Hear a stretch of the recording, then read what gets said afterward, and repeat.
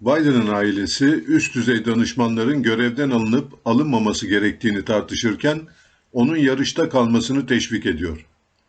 Joe Biden'ın ailesi pazar günü başkana 2024 yarışında kalması için teşvikte bulundu ve Biden'ın kampanyasını kargaşaya sürükleyen, şaşırtıcı derecede kötü geçen tartışma performansının ardından üst düzey yardımcıların görevden alınıp alınmaması gerektiğini özel olarak tartıştı.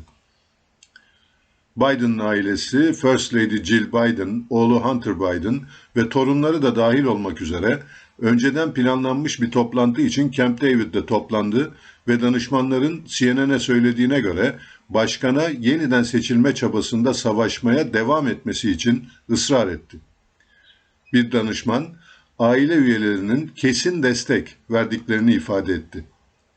Aile, eski başkan Donald Trump'la yaptığı rahatsız edici tartışma öncesinde Başkan Biden'ı hazırlayan ekiple ilgili açıkça hayal kırıklığına uğramış durumda.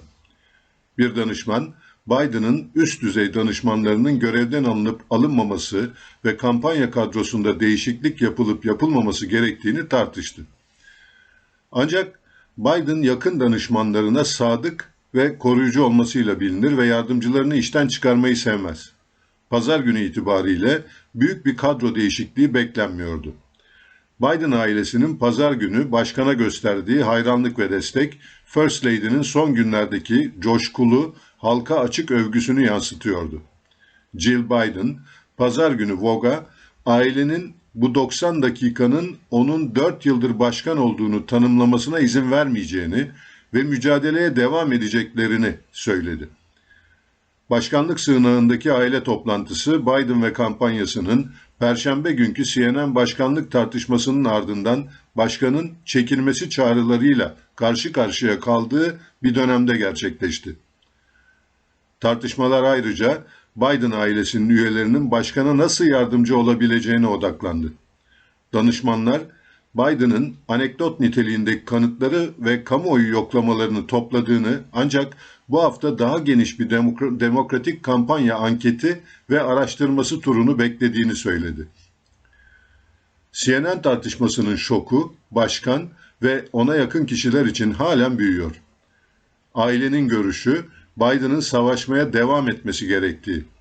Eğer düşüş devam ederse ve başkan bu sonbaharda demokratları sürüklemekten kaçınmak için yarıştan çekilmenin daha iyi olacağına ikna olursa önümüzdeki günlerde değişebilir.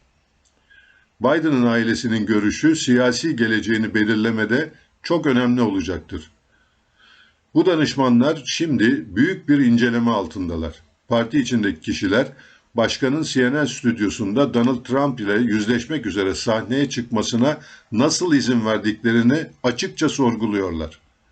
Biden ekibi, başkanı Atlanta'daki CNN stüdyosunda karşılaşabileceği her senaryoya hazırlamak için neredeyse tam bir hafta Camp David'de kalmıştı.